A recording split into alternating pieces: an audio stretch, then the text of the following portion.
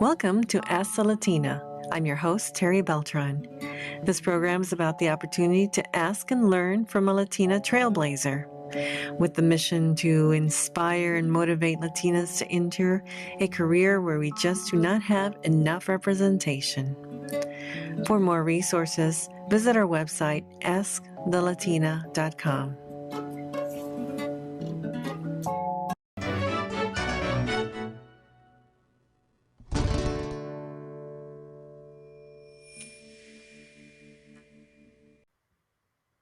Welcome to Ask the Latina. My guest today is Andie Gonzalez. She's in the medical field and in dietitian, and she's going to tell you more about her role or title. But what's really important is that we need more Latinas in this field. And we're going to talk more about that, why we do, and how important it is for you to be encouraged to go into this field. And I think it's a really exciting one. When you hear about her field, think about all the things that are possible for you. So, Andie, thank you so much for being with us today. No, thank you for having me. Such an honor. And let's start with where you're from, your upbringing, and just basically let's start from there from especially high school to college. Yes, well, thank you so much again for having me.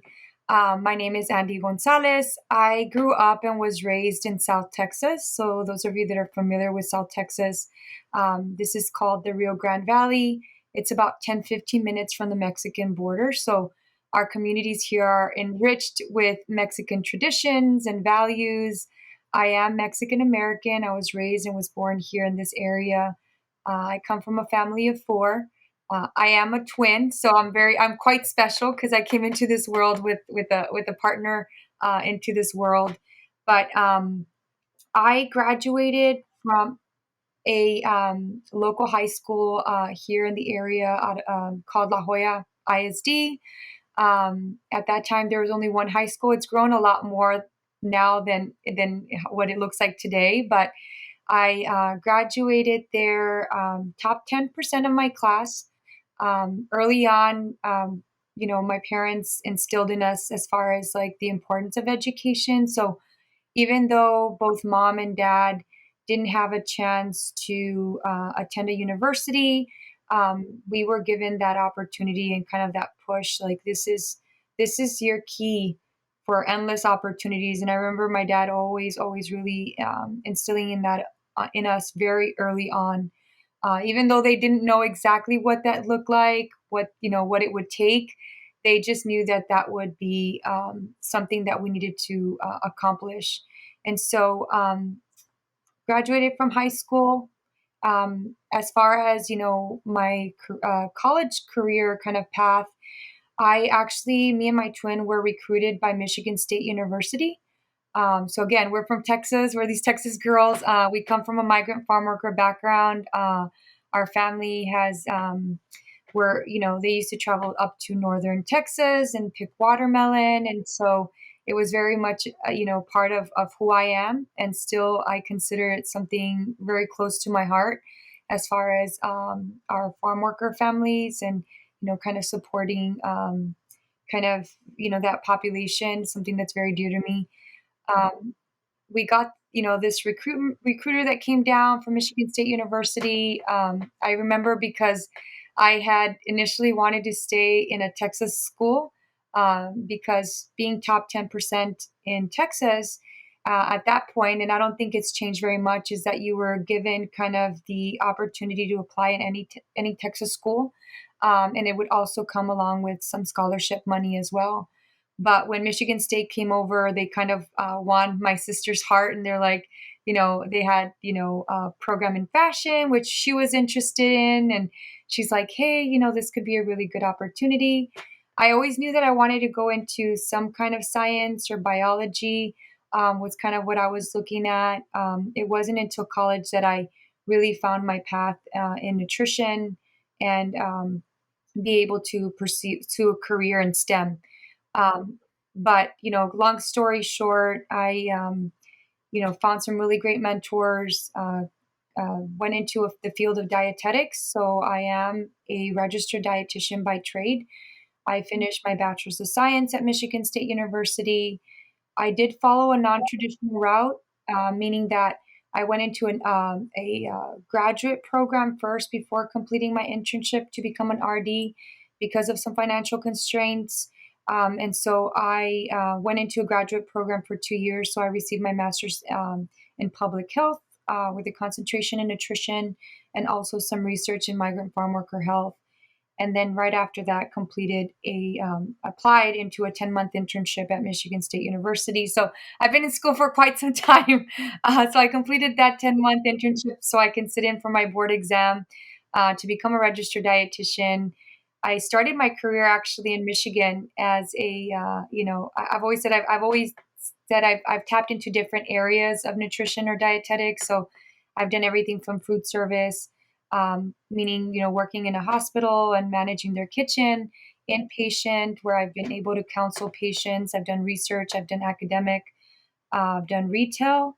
And then now I sit more on the medical affairs side. So I am a medical science liaison for Abbott Nutrition, which is quite unique. I didn't know this career existed until I kind of stumbled upon it. But um, I soon after I started my career as a dietitian, I always knew I wanted to get a PhD, and so in 2018 I completed my PhD from Our Lady of the Lake University in organizational leadership, and so I completed that in 2018, and so that is kind of gives you a quick overview of my educational journey. It's something that I'm very proud of. I'm a student at heart and will continue to learn and kind of be able to also be able to share my experiences to others so that it can be easy for potential students that are wanting to enter the field of dietetics, nutrition, or a STEM field. Wow. It's quite a journey. It's nice to hear that you went to Michigan State. I'm an alumni from there, so go green, go white. So Yes, go green. so and wow, I got so many questions on this because first of all, you mentioned that many years as far as college goes, but there's a lot of different paths you took. What did you feel that you needed to prepare for that if you had to look at it over again to get start over before you went through that path? Yes, that's such a great question. I think one thing that would be super helpful is that um, navigating college wasn't easy for me. I remember as an undergrad, I did struggle, and I'm very open about it because, being a first generation, the first in our families to go to college, we Mhm. really didn't understand. I still remember, doing our FAFSA with a piece of paper, and then coming home, and then trying to get all this information from mom and dad. And so I think that the biggest advice that I have for students, um, especially in our Hispanic Latino community, is find find advisors, find counselors. There's people out there that are willing to help, and I think that's what really helped me kind of navigate this like new system that I wasn't, aware of. I've always said that one of the most special kind of values that we have is that in our community, in our Hispanic Latino community, is that we are very resilient and we're very adaptable, and I think that those are two skills that I think we should continue to nourish and strengthen because I think that those two skills, while I didn't know, I found a way. Like I was asking people, trying to figure it out. And I think that if they want, if you want to be successful early on, I would say, get some, connect with a counselor early on as much as you can. Don't be afraid to ask questions, right? And I think just, having that courage, I think it could have been, if I would have had that courage earlier on and knowing that I could do that, I think my path would have been less bumpy because of that. Um, so that would be one of my advices is making sure that you connect with some of the existing resources that are available. Mm. That's great advice. That is so true. I'm first generation too, and it's the same. Yeah, I didn't even know that you could sign up for FAFSA, or didn't even know about scholarships. So, yeah, it's very important. And the other question I have is that you mentioned different kind of careers that that this field can take you through. You touched on retail and all these areas you've been. Can you kind of describe a little bit more of what those were like? Because it shows the variety that you can go and how versatile and that it's just not one place, and it's several places that you can be in with this in this field. No, for sure. Yeah. So, in the traditional path for a dietitian or nutritionist, when you become a registered dietitian, it used to be that you can go into food service, meaning that you could go into production, for example, managing a hospital's kitchen, right, where you get to feed all these people and make sure that they're getting adequate nutrition, right, for recovery and being able to heal properly. So they have a big part on that kind of journey for that patient. Um, but then I also did, I mentioned retail. And so I was a retail dietitian for 8 years for a grocery here in Texas called HEB. And so I was one of first of four dietitians when they started this program in 2014. And so that specific role was, and it's still very dear to me. I mean, I think, I feel like, the more of these experts that can fall into different places could really help address some of the health concerns that we have in our community. And I always thought how beautiful it is to have a dietitian where families are shopping and making choices, right, for themselves and their families. And so that's kind of how I saw it. And I was basically in that role would help provide nutrition education to families that were shopping. Oftentimes they were getting I was getting referrals from physicians outside in the community. I was doing community events where I would do like live cooking demonstrations or presentations around nutrition and health, both just to community members in this area. So where I live, it's predominantly Hispanic Latino, so I would say over 80%. So a lot of our kind of education focused on our community in this area. So I think that in itself was very unique. Um, you, and then I did also academics, so I also have taught as a professor as well at the university here. So that is another avenue that dietitians could pursue if they want to go more academic and do more on the research side. So I did have the opportunity to do that. And then there's also the clinical piece too. So I do also still do clinical, meaning that I do outpatient services. So meaning that I do still counsel patients one on one, right? So like if you're really interested in providing nutrition education, and we know it as medical nutrition therapy for patients that perhaps diabetes, heart problems, anything digestive. I mean, there's anywhere nutrition can touch.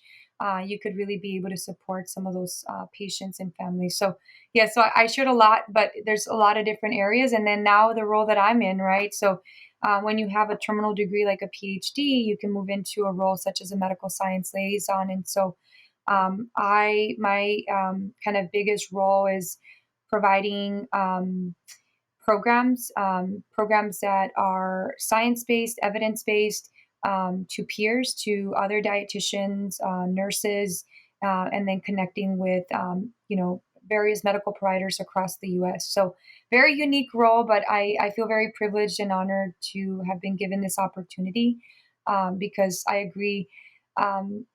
Terry, you mentioned like there is a lot of possibilities. I think growing up, you learn about, and I have a lot of respect for like doctors and nurses and teachers, but there's so much more out there that we get to still be explored that we don't even know about.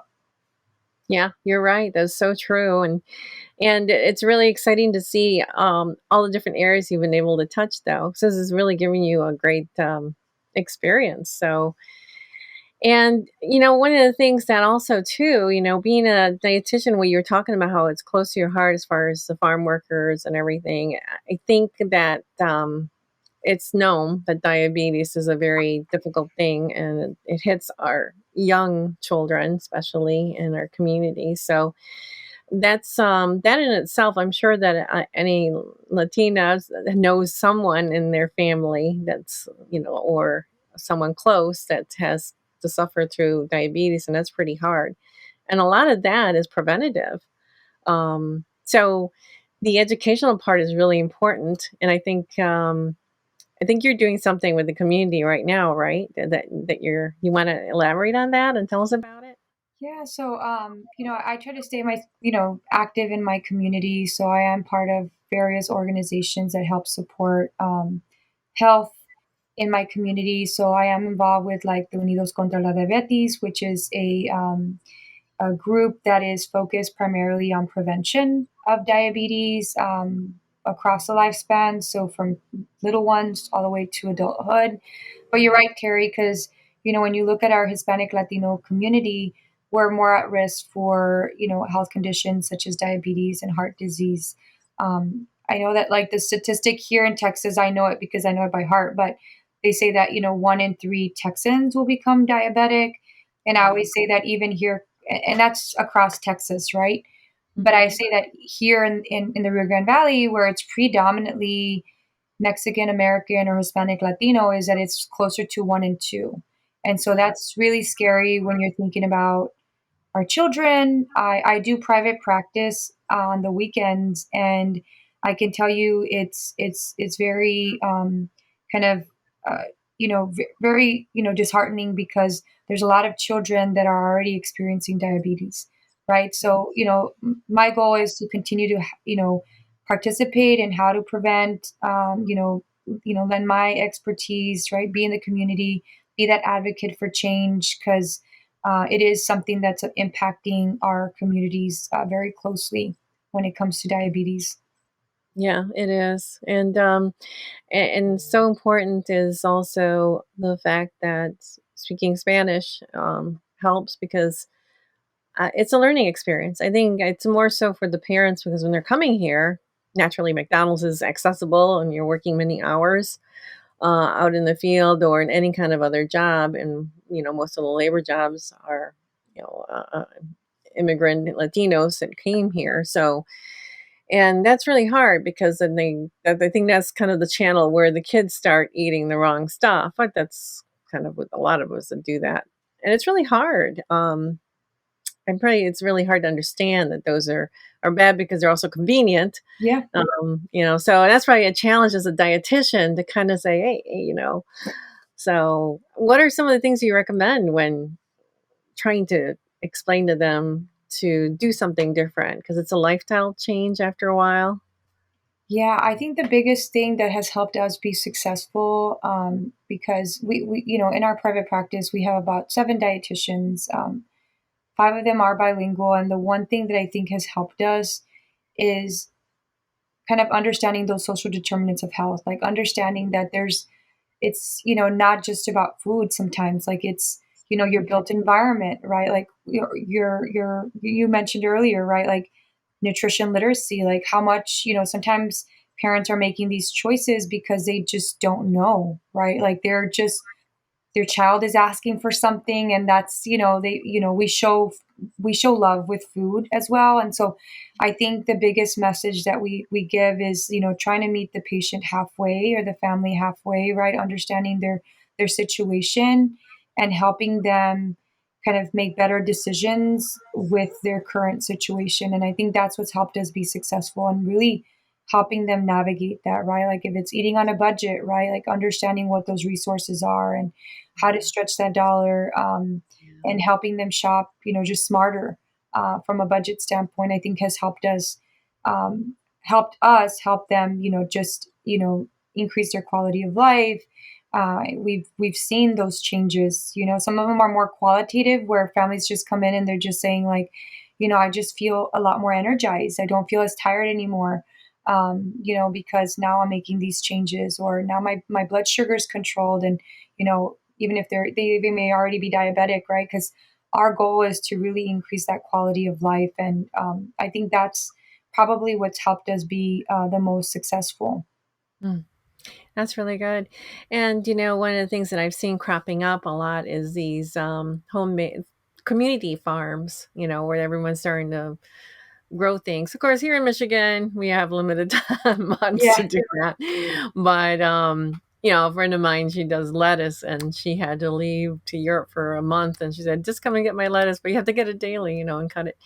It was the best lettuce I ever had. I said, "I'm going to do the same thing next year," but you don't know it until you try it. And kind of thinking our community does a lot of this in our own country, so why don't we do it here? And again, it's about having enough people like you, more Mhm. Latinas in your field, to really educate others in our community and show options of what to do, so we can have healthier lives and healthier future for our kids, because that's really scary if they don't want to have diabetes too at a young age. It's a sad situation. And sometimes I think that that's another educational piece, not understanding how your life is going to change once you have that. Oh yeah, most definitely. And I think knowing that you have the ability to change, change that kind of trajectory, right? And I think having that ownership, I think sometimes allows people to make better choices. Giving them that, like empowering them, like, hey, you could still make these changes. So I agree. And Terry, I am a very proud Latina because I do help represent like 3% of Latinas that are registered dietitians across the US. So there's not many of us, but my goal is to continue to, kind of showcase, the profession in itself and kind of the work that you're able to do and the impact that you're able to give back to your community. If you do decide to, pursue a career in dietetics or nutrition. Good, thank you. Well, definitely. That's why we have you here. Yes. So, because we have such a small percentage of Latinas, it's great to take technology and media to really showcase and have young Latinas who are not quite sure where to go listen to your story. And of course, as we're developing this mentor mentee app that gives us an opportunity to bring you in to also guide another Latina in high school, no matter where she is in the United States. So she hears about this, and we go through it. And of course, I think the fact of seeing someone like you in these fields makes a difference. So thank you so much for your time and explaining how you went through this. I think it's great. You have a twin sister. I always wanted a twin. Yeah. My father was a twin. I never got twins. I had two Oh, boys. And he was saying, "Are you sure there's not another one in there?" But I always thought it'd be kind of cool. no, yeah, that's why I said it's pretty special because I mean, we went to college together. So I always say like we still struggled because we kind of didn't know what we were doing, like how to navigate. And then she ended up going into a very separate and I mean different field. I always had the math science part of the brain, and she had more of the art or the artistic side. I'm not creative at all, so I always loop my creativity to her because of that. But even that in itself, I know that she's had some of challenges even pursuing a career in textile and apparel, and so I think there's endless opportunities, and those students, those female students that are watching us, high schoolers who are watching us, like there's endless. I want to just kind of emphasize there's endless opportunities. I'm very passionate about the STEM field, and so you know I am one of many Latinas that are willing to help pay it forward, and if I could do it, anyone else can. That's great. That's a good note to end on. I appreciate it. Thank you so much, Andy. I'm excited about having you here, and it was wonderful. Because I'm going to see a lot of Latinas' lives change because they're hearing you. So this is really great. Thank you so much. And well, if we have any questions or something later on, maybe we can bring you back. So, but thank you. I Well, appreciate your thank time. you. Well, this concludes our episode with Ask a Latina. I hope you enjoyed it and you'll tune in with us at the next one. Thank you.